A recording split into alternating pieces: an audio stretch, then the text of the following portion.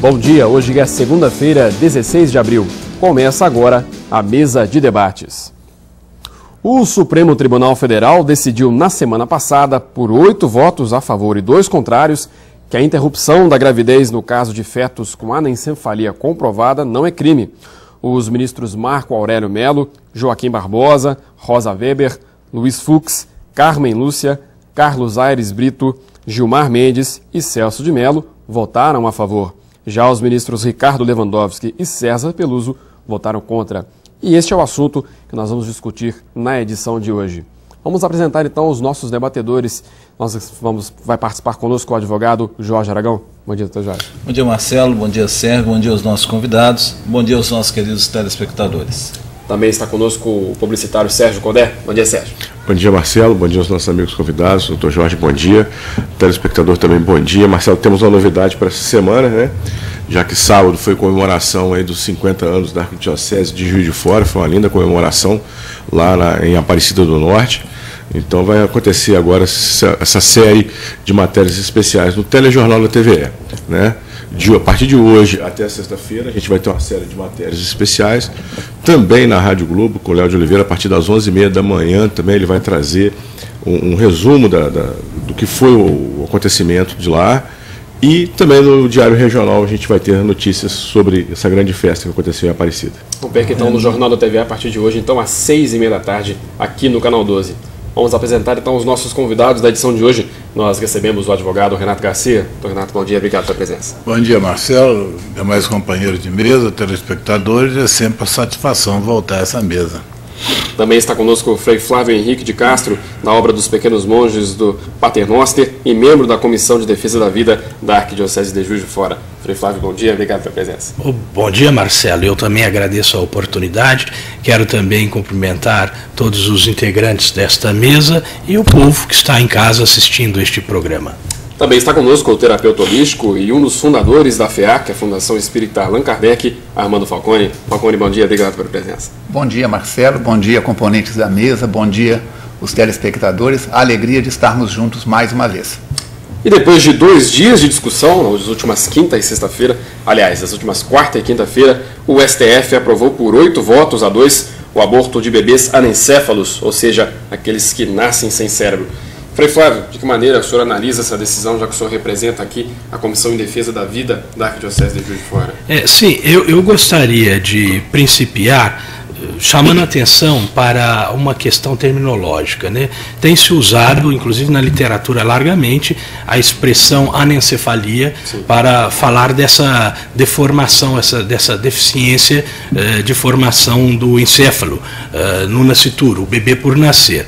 Mas alguns autores já começam, para adequar melhor, a usar a expressão meroanencefalia, porque a anencefalia, a rigor, seria a completa ausência de cérebro. E isto não é possível. Quer dizer, um ser que já tem completa ausência do cérebro ou do encéfalo, ele não poderia nem respirar, nem ter batimento cardíaco, então, portanto, já estaria morto. Não seria o caso de um aborto, seria apenas tirar o indivíduo efetivamente, organicamente morto, não é? Então, o que se diz do anencéfalo, o bebê anencéfalo, melhor seria usar essa expressão, meroanencefalia, ou seja, ele tem parte do encéfalo faltante, uma parte menor ou maior, conforme cada caso.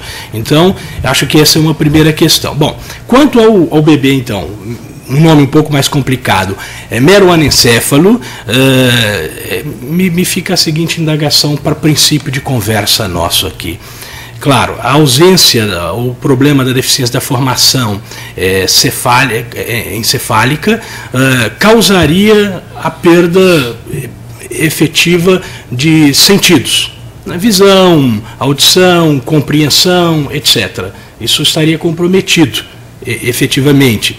Entretanto, fica a pergunta, esse critério de faltância dos sentidos é razão para a eliminação sumária da vida?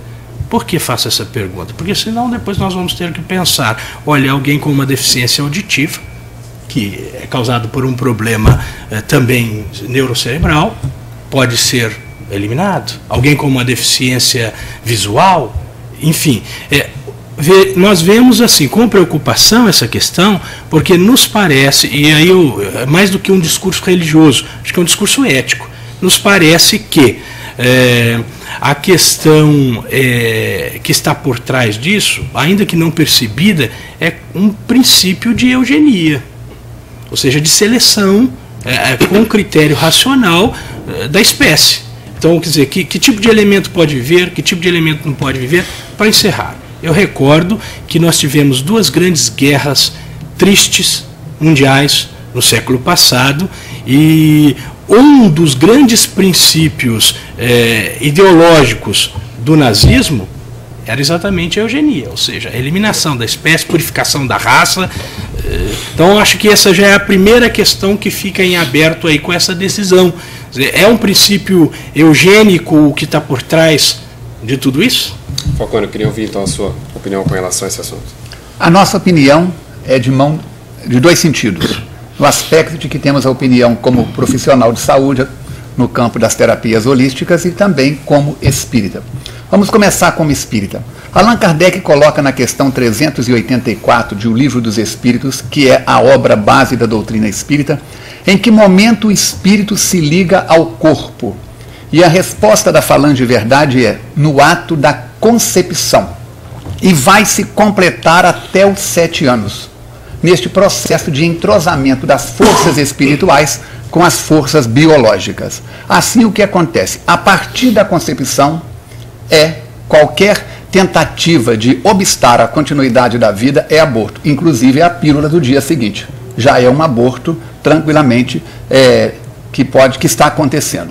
Então, dessa forma, como foi muito bem dito pelo Frei, nós vamos observar o seguinte: daqui a pouco, com 3 meses, eu estou com uma criança em casa de 40 dias, né, Alice Carvalho Falcone, com 3 meses nos exames de ultrassom, examinando a coluna cervical, já dá para saber se a criança, se o feto tem anomalias ou não na área de síndrome de Down e sintomas semelhantes. Daqui a pouco, essa lei vai abrir precedente para que crianças com fetos em formação, independente da constituição religiosa da mãe e do pai, tem direito também, porque a criança com síndrome de Down não vai ser um membro produtivo na sociedade, não terá as mesmas condições de aproveitamento. O problema dessa lei é que ela abre precedente.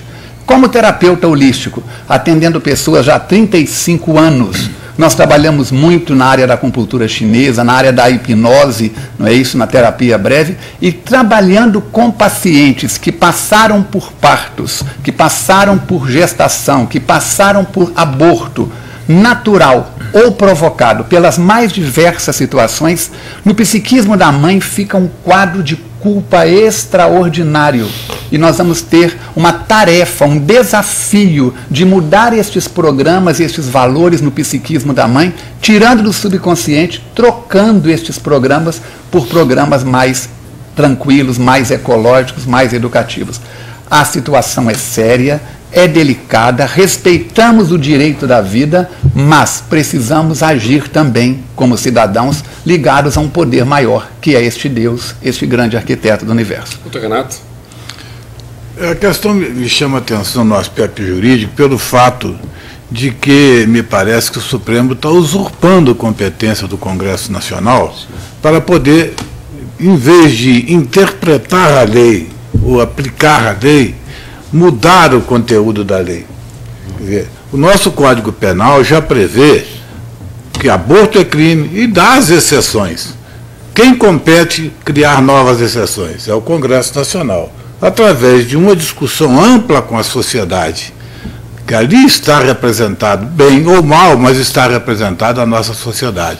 E pelo nosso direito positivo, só as leis emanadas do Congresso é que têm eficácia perante a população de um modo geral. O Supremo, a meu ver, aí exacerbou.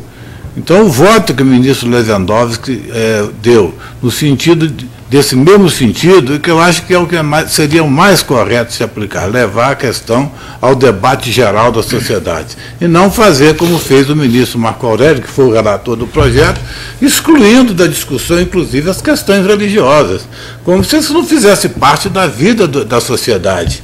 né? Ele quer interpretar a coisa de uma forma fria.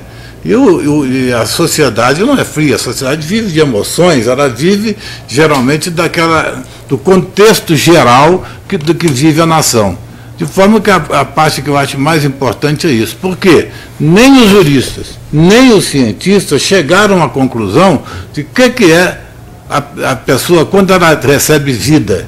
Existem várias doutrinas, várias teorias para interpretar quando surge a vida. Então, o Supremo já está eliminando essa vida que nem sabe o que vai ser, nem sabe qual vai ser a sua consequência. Doutor Renato, nesse momento o STF aprovando, cabe algum recurso? O que a sociedade pode esperar? Não, as decisões do STF podem haver pedidos de revisões dentro do próprio órgão interno, não em termos de recurso, mas que seja a questão reexaminada em determinadas situações.